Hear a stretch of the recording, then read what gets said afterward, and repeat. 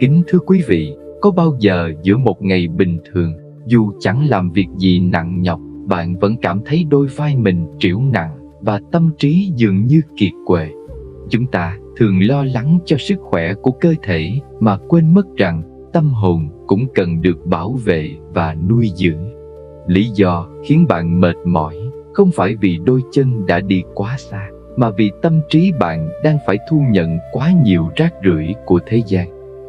Mỗi ngày, chúng ta mở cửa tâm hồn mình quá rộng để rác từ tai tràn vào qua những lời thị phi, rác từ mắt thấm vào qua những hình ảnh hào nhoáng đầy đố kỵ trên mạng xã hội, và rác từ miệng thoát ra qua những lời than vãn, trách móc. Chúng ta đang tự đầu độc sự bình an của chính mình bằng những tạp niệm không tên. Đã bao lâu rồi bạn chưa cho tâm hồn mình một khoảng không thuần khiết? Đã bao lâu rồi bạn chưa thực sự lắng nghe hơi thở của chính mình mà không bị xao nhãng bởi tiếng chuông thông báo từ chiếc điện thoại? Đức Phật dạy rằng tâm ta giống như một ngôi nhà, nếu không biết đóng cửa đúng lúc, gió bụi trần gian sẽ làm hoen ố tất cả những gì tốt đẹp bên trong. Sự kiệt sức mà bạn đang cảm nhận chính là tiếng kêu cứu của một linh hồn đang bị quá tải bởi những gánh nặng không cần thiết. Hôm nay, tôi xin mời bạn hãy tạm gác lại những lo toan ngoài kia, hãy ngồi xuống thật yên và cùng tôi học cách đóng bớt những cánh cửa không cần thiết. Chúng ta sẽ cùng nhau chiêm nghiệm 3 lời dạy quý báu của Đức Thế Tôn để gạn đục khơi trong, tìm lại sự tự tại và bình an tuyệt đối ngay giữa lòng đời hối hả này. Kính thưa quý vị, cánh cửa đầu tiên mà chúng ta cần học cách khép lại chính là đôi tai. Trong thế gian đầy rẫy những thanh âm náo nhiệt này, chúng ta thường vô tình biến mình thành chiếc thùng rỗng chứa đựng đủ mọi lời thị phi, phán xét và những điều tiêu cực. Bạn hãy nhớ rằng không nghe hoàn toàn không phải là trở thành người khiếm thính với thế gian, mà là sự lựa chọn thông thái của một tâm hồn biết tự bảo vệ mình. Màng nhĩ của tâm hồn vốn dĩ rất mỏng manh.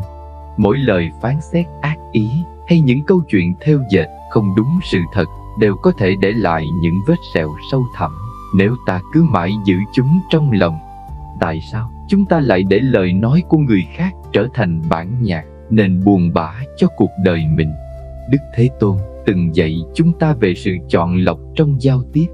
Một nguyên tắc vàng để giữ gìn sự an nhiên chính là nếu một lời nói không mang lại sự thật, không chứa đựng tình thương và không có giá trị xây dựng, hãy để nó nhẹ nhàng đi qua tai như ngọn gió thoảng qua khe cửa. Gió có thể thổi, nhưng khe cửa vẫn vẹn nguyên, không chút vướng bận. Khi bạn đóng bớt những cánh cửa âm thanh ồn ào từ bên ngoài, đó là lúc bạn bắt đầu mở ra cánh cửa dẫn vào bên trong. Đôi tai hướng ra ngoài là để lắng nghe âm thanh của thế gian, nhưng đôi tai hướng vào trong mới giúp bạn lắng nghe được nhịp đập của trái tim và sự nhiệm màu của từng hơi thở. Chỉ khi bạn ngừng lắng nghe những tiếng ồn của thị phi, bạn mới có thể nghe thấy tiếng gọi của sự bình an đang hiện hữu.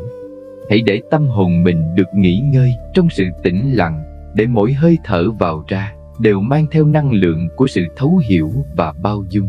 Khi tai không còn vướng bụi trần, tâm ta tự khắc sẽ thanh tịnh và sáng suốt.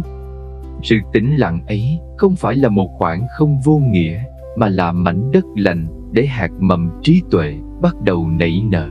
Quý vị thân mến, có bao giờ chúng ta tự hỏi tại sao mình lại dễ dàng để một lời nói bâng quơ làm thao thức cả đêm dài, hay một câu chỉ trích vô căn cứ lại có thể phá hỏng cả một ngày nắng đẹp?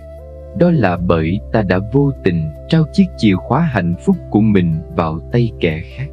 Khi ta chọn lọc những gì mình nghe, chính là lúc ta đang lấy lại quyền làm chủ cuộc đời mình. Hãy học cách lắng nghe bằng trái tim hơn là bằng đôi tai vật lý. Lắng nghe những tiếng chim hót mỗi sớm mai để thấy đời vẫn đẹp. Lắng nghe tiếng mưa rơi để cảm nhận sự vỗ về của thiên nhiên. Và lắng nghe lời nói của người khác bằng sự thấu cảm thay vì đối đầu. Thực tế, có những âm thanh không cần dùng đến lời nói, nhưng lại chứa đựng sức mạnh chữa lành vô biên. Đó là tiếng lòng của một người bạn đang cần sự sẻ chia, là tiếng thở dài của cha mẹ cần sự quan tâm, hay đơn giản là sự im lặng đầy thấu hiểu giữa những tâm hồn đồng điệu? Khi đôi tai ta không còn bận rộn với những tạp âm của sự đố kỵ và tranh giành, ta mới đủ tinh tế để nhận ra những thanh âm vi diệu của sự sống. Hành trình tu tập đôi khi chỉ đơn giản là việc ta biết chọn cho mình một không gian nghe thanh sạch. Đừng để những lời thêu dệt làm vẫn đục mặt hồ tâm trí vốn dĩ đang yên ả. Mong rằng mỗi người chúng ta sau những giờ phút bôn ba giữa dòng đời hối hả đều có thể tìm thấy một khoảng lặng để khép cửa đôi tai. Để khi ấy, trong sự im ắng tuyệt đối của ngoại cảnh, bạn sẽ nghe thấy bản nhạc du dương nhất của đời mình. Đó là tiếng của sự tự do, tiếng của lòng từ bi và tiếng của một tâm hồn đã thực sự tìm thấy bến đỗ an nhiên. Đây là câu chuyện về chị Lan, một minh chứng sống động cho việc dùng sự tĩnh lặng của đôi tai. Trong căn bếp nhỏ của gia đình chị Lan, tiếng bát đũa khua lách cách thường bị át đi bởi những lời càm ràm của anh chồng. Anh là người nóng tính, hễ đi làm về có chút mệt mỏi là lại trút lên vờ những lời chỉ trích, từ việc cơm canh nhạt nhẽo đến chuyện nhà cửa chưa ngăn nắp. Trước đây, chị Lan thường đáp trả bằng sự ấm ức, khiến ngôi nhà lúc nào cũng như một lò lửa trực chờ bùng cháy. Thế nhưng, từ ngày biết nương tựa vào Phật Pháp, chị Lan đã học được cách khép cửa tâm hồn. Một buổi chiều, khi anh chồng lại bắt đầu những lời trách móc nặng nề, chị Lan vẫn thản nhiên nhặt rau, đôi môi khẽ mỉm cười. Chị không chọn cách đối đầu bằng lời nói, cũng không để những lời chỉ trích ấy lọt vào màng nhĩ tâm hồn. Chị quán chiếu rằng những lời này không có sự thật, không có tình thương, chỉ là cơn gió độc thổi qua khe cửa mà thôi. Chị lọc bỏ những rác rưởi trong lời nói của chồng, chị lắng nghe nhịp thở của chính mình và gửi lòng bao dung ngược trở lại. Thay vì cãi vã, chị nhẹ nhàng bưng bát canh nóng lên và nói: "Anh đi làm về mệt rồi, ăn bát canh cho ấm bụng." Sự im lặng, thông thái và đôi tai biết từ chối thị phi của chị đã trở thành một bức tường bảo vệ bình an cho mái ấm. Anh chồng thấy vợ không còn nhận những cơn giận của mình, lửa giận cũng tự nhiên nguội tắt. Ngôi nhà từ đó không còn tiếng cãi vã, chỉ còn sự dịu dàng và thấu hiểu lên ngôi. Hóa ra, khi ta không cho phép lời chỉ trích trở thành bản nhạc nền của đời mình, cuộc đời tự nhiên sẽ trở nên yên ấm lạ thường. Kính thưa quý vị, cánh cửa tiếp theo mà chúng ta cần học cách khép lại chính là đôi mắt. Trong thế gian đầy rẫy những hình ảnh hào nhoáng và sự phô trương của thời đại số, đôi mắt ta thường vô tình bị cuốn vào những vòng xoáy của sự hơn thua và đố kỵ. Thế nhưng, không nhìn ở đây không phải là nhắm mắt làm ngơ trước cuộc đời, mà là sự tỉnh thức để không nhìn vào những điều làm tâm ta xao động và khổ đau. Đức Thế Tôn từng dạy rằng mọi nỗi khổ trên đời đều bắt nguồn từ sự so sánh. Khi bạn cứ mải mê nhìn vào khu vườn của người khác để thấy họ xanh tươi hơn, giàu có hơn, chính là lúc tâm hồn bạn trở nên nghèo nàn và khô héo nhất. Bạn đang tự bỏ rơi chính mình để đuổi theo những bóng hình không thuộc về mình. Hãy học cách nhắm mắt trước những cám dỗ, trước những vinh hoa ảo ảnh vốn chỉ làm khởi sinh lòng tham và sự bất mãn trong lòng. Mỗi khi bạn nhìn thấy thành công của người khác mà lòng nảy sinh sự thắt lại của đố kỵ, đó là lúc đôi mắt đang làm hại trái tim bạn. Thay vì nhìn ra ngoài để phán xét hay thèm muốn, hãy thu hẹp tầm mắt lại để nhìn sâu vào bên trong chính mình. Khi bớt nhìn vào sự rực rỡ giả tạm của thế gian, bạn mới bắt đầu thấy được vẻ đẹp của sự lương thiện, thấy được những giá trị cao quý mà bấy lâu nay mình đã bỏ quên trong góc tối của tâm hồn. Ánh sáng thực sự không đến từ những ngọn đèn lung linh bên ngoài, mà đến từ ngọn đăng tâm luôn âm thầm thắp sáng trong lòng mỗi người. Khi đôi mắt biết dừng lại trước những điều vô nghĩa, tầm nhìn tâm linh của bạn sẽ được mở rộng, và bạn sẽ thấy cuộc đời này vốn dĩ đã có đủ đầy những phép màu dành riêng cho bạn, chỉ cần bạn chịu quay nhìn lại chính mình. Quay trở về với chính mình, ta mới nhận ra rằng đôi mắt thực chất là một cửa ngõ của tâm thức. Nếu ta để nó tự do rong ruổi qua những lỗi lầm của người khác hay những phù hoa chóng tàn, ta sẽ sớm kiệt sức trong cơn bão của những tạp niệm.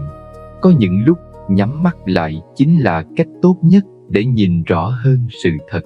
Trong sự tĩnh lặng của bóng tối nơi nhãn quan, ta bắt đầu nghe được tiếng lòng mình đang thổn thức, thấy được những vết thương cần được chữa lành và cả những khát khao chân thật nhất của linh hồn.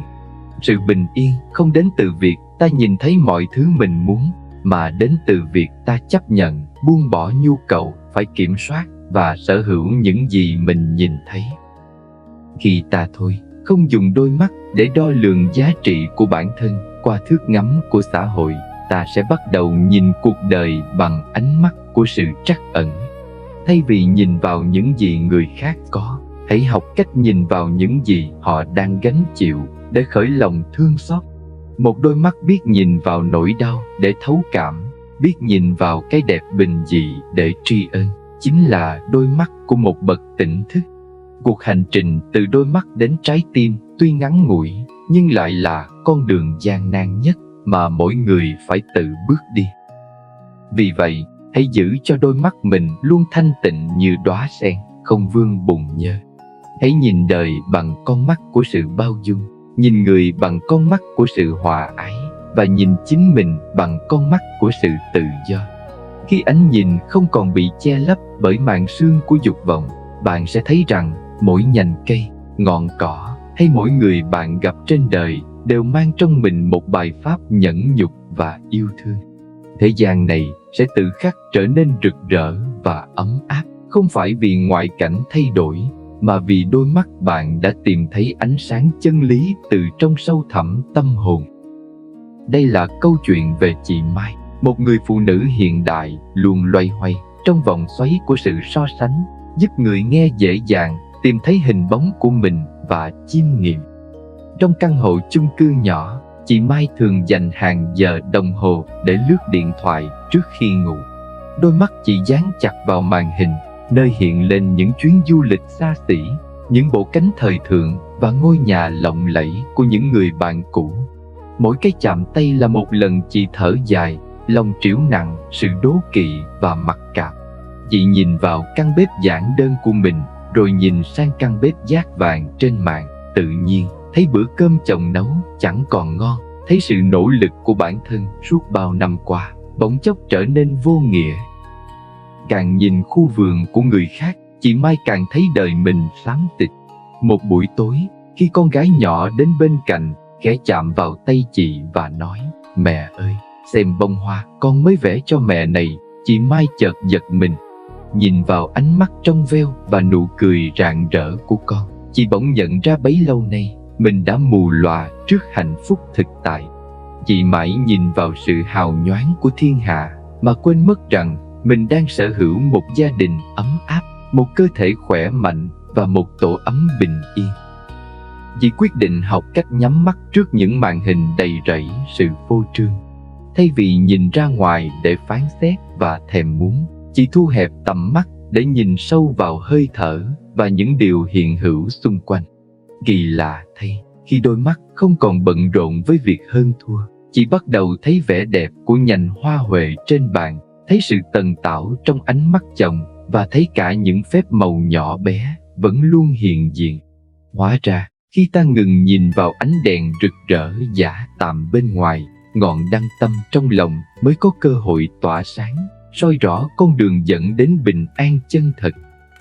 Cùng với đôi mắt, một cánh cửa khác cũng vô cùng quan trọng và khó kiểm soát nhất chính là lời nói. Người xưa có câu, vết thương do gươm đao gây ra có thể lành theo thời gian, nhưng vết thương do lời nói tàn nhẫn gây ra có thể theo người ta đi suốt cả một kiếp người. Không nói không phải là sự câm lặng vô cảm của kẻ hèn nhát, mà là sự chọn lọc tinh tế của người trí tuệ. Không nói những lời vô ích, không nói lời gây chia rẽ, và tuyệt đối không nói những lời làm tổn thương người khác. Chúng ta chỉ nên nói những lời chánh niệm, những lời mang lại sự an ủi, tình thương và ánh sáng cho thế gian này. Đặc biệt, Hãy học cách giữ sự im lặng tuyệt đối khi lòng đang bùng cháy cơn nóng giận. Im lặng lúc này không phải là chịu thua, cũng không phải là sự cam chịu, mà là sự tự chủ cao nhất của một bậc trí tuệ. Khi cơn giận đi qua, bạn sẽ thấy biết ơn sự im lặng ấy biết bao, vì nó đã ngăn bạn không thốt ra những lời làm tan vỡ một mối quan hệ hay làm nát lòng một người thân yêu. Mỗi khi bạn bớt đi một lời thị phi, tâm bạn sẽ bớt đi một phần nghiệp chướng nặng nề. Im lặng chính là khoảng không gian thanh tịnh để trí tuệ nảy mầm và hoa sen, đức hạnh nở rộ. Khi bờ môi ta khép lại, tâm ta bắt đầu nói bằng ngôn ngữ của sự từ bi. Hãy nói ít đi để nghe được nhiều hơn, nói nhẹ đi để lòng mình thanh thản hơn. Một lời nói tử tế có thể làm ấm cả 3 mùa đông giá rét, và một sự im lặng đúng lúc có thể cứu vãn cả một đời người khỏi những hối tiếc muộn màng. Lời nói một khi đã thốt ra cũng giống như mũi tên rời cung, không bao giờ thu lại được. Vì thế, học cách làm chủ ngôn từ cũng chính là học cách làm chủ vận mệnh của chính mình. Giữa thế giới đầy rẫy những thanh âm náo nhiệt và những cuộc tranh luận không hồi kết, sự im lặng có chọn lọc trở thành một loại quyền năng tĩnh lặng. Nó giúp ta nhìn rõ bản chất của sự việc, thay vì chỉ phản ứng theo cảm xúc nhất thời. Đôi khi, món quà lớn nhất mà ta có thể trao cho ai, đó không phải là một lời khuyên sắc sảo hay một lý lẽ đanh thép, mà chính là sự lắng nghe chân thành trong im lặng. Sự tĩnh lặng từ đôi môi sẽ dần lan tỏa thành sự bình yên trong tâm trí. Khi ta thôi không dùng lời nói để chỉ trích, phán xét hay phân bua, ta sẽ thấy tâm hồn mình nhẹ tênh như cánh chim bay giữa trời xanh. Những mâu thuẫn vốn dĩ căng thẳng cũng sẽ tự khắc hạ nhiệt khi gặp phải sự điềm đạm của một người biết giữ gìn khẩu nghiệp. Hãy để mỗi lời ta nói ra đều giống như một đóa hoa mang hương thơm của sự hiểu biết và lòng trắc ẩn. Nếu lời nói không thể đẹp hơn sự im lặng thì tốt nhất hãy để sự im lặng ấy làm nhiệm vụ xoa dịu và chữa lành. Sống ở đời hơn thua bằng lời nói chỉ mang lại những chiến thắng phù phiếm, nhưng biết giữ gìn sự hòa ái trong ngôn từ mới là chiến thắng thực sự của bản thân. Mong rằng mỗi chúng ta đều có đủ định lực để giữ cho cánh cửa lời nói luôn khép mở đúng lúc, để khi nói ta gieo xuống những hạt mầm hy vọng, và khi im lặng ta nuôi dưỡng một đại dương bao dung. Bởi suy cho cùng, giá trị của một con người không nằm ở chỗ họ nói hay đến thế nào, mà ở chỗ lời nói của họ có sưởi ấm được trái tim người khác, và sự im lặng của họ có đủ bao la để ôm ấp những nỗi niềm không thể nói thành lời hay không. Trong một gia đình nọ, bác Nam vốn là người nghiêm khắc. Một buổi tối, cậu con trai duy nhất trở về nhà và thú nhận đã thất bại trong dự án khởi nghiệp đầu đời, để lại một khoản nợ không nhỏ. Giây phút ấy, cơn giận như một ngọn lửa bùng lên dữ dội trong lòng bác Nam. Những lời trách móc, những câu nói sắc lẹm về sự vô dụng và nông nổi đã chực chờ ngay đầu môi, định đổ ập xuống đôi vai đang run rẩy của đứa con. Thế nhưng, ngay khoảnh khắc định mệnh đó, bác Nam chợt nhớ đến lời Phật dạy về sức mạnh của sự im lặng vàng ngọc. Bác nhìn vào đôi mắt đỏ hoe, đầy vẻ hối lỗi và tuyệt vọng của con, rồi bác chọn cách khép bờ môi lại. Bác đi vào phòng, ngồi xuống và tập trung vào hơi thở. Sự im lặng lúc ấy không phải là sự thờ ơ, mà là một khoảng lặng để cơn giận được chuyển hóa thành lòng trắc ẩn. 10 phút sau, khi tâm trí đã bình lặng, bác bước ra, không có một lời thị phi hay trách mắng. Bác chỉ đặt tay lên vai con và nói nhẹ nhàng, thất bại này là một bài học, nợ nần cha con mình sẽ cùng lo. Quan trọng là con vẫn bình an trở về. Cậu con trai òa khóc nức nở, nhưng đó là những giọt nước mắt của sự hồi sinh. Sau này, cậu tâm sự rằng nếu đêm đó bố mắng con, dù chỉ một câu tàn nhẫn, có lẽ con đã không còn đủ can đảm để bước tiếp. Hóa ra, im lặng đúng lúc chính là sự tự chủ cao nhất của một bậc trí tuệ. Nếu đêm đó, bác Năm thốt ra những lời sắc nhọn như gươm đao, vết thương lòng ấy có lẽ sẽ theo con bác cả cuộc đời. Bằng cách nói ít đi một lời thị phi, bác đã giữ lại được một tâm hồn, cứu vãn được một mối quan hệ thiêng liêng. Im lặng không phải là chịu thua, mà là mở ra một không gian thanh tịnh để tình thương được cất lời. Một sự im lặng đúng lúc thực sự có thể cứu vãn cả một đời người khỏi những hối tiếc muộn màng. Kính thưa quý vị, sau tất cả những phong ba ngoài kia, sau những ngày dài mỏi mệt vì mải mê làm hài lòng thế gian, đã đến lúc bạn cần được vỗ về. Hãy hiểu rằng an lạc không phải là khi thế giới này hoàn toàn yên tĩnh, mà là khi thế giới này dù có ồn ào, điên cuồng đến mấy, bạn vẫn giữ được sự im lặng thiêng liêng và một ngọn đèn sáng trong lòng mình. Đừng tự trách mình vì những lúc yếu lòng hay những khi kiệt sức, bởi bạn cũng chỉ là một con người cần được thương yêu. Đức Phật luôn nhìn chúng ta bằng ánh mắt từ bi, như người mẹ hiền đợi cửa đón đứa con phong trần trở về. Ngài không cần bạn phải rực rỡ, Ngài chỉ cần bạn bình an. Đêm nay, hãy cho phép mình buông bỏ tất cả. Buông bỏ những lời chỉ trích chưa thể quên, buông bỏ những ánh nhìn đố kỵ làm ta đau thắt, và buông bỏ cả những lời hối tiếc đã lỡ thốt ra. Hãy để hơi thở nhẹ nhàng này xoa dịu những vết xước trong tâm hồn bạn. Bạn đã vất vả nhiều rồi, giờ là lúc để trái tim được nghỉ ngơi. Nếu quý vị cảm thấy lòng mình nhẹ nhàng hơn sau những lời chia sẻ này, hãy nhấn nút đăng ký kênh Phật Pháp Giác Ngộ để chúng ta tiếp tục đồng hành cùng nhau trên con đường tìm về sự tỉnh thức.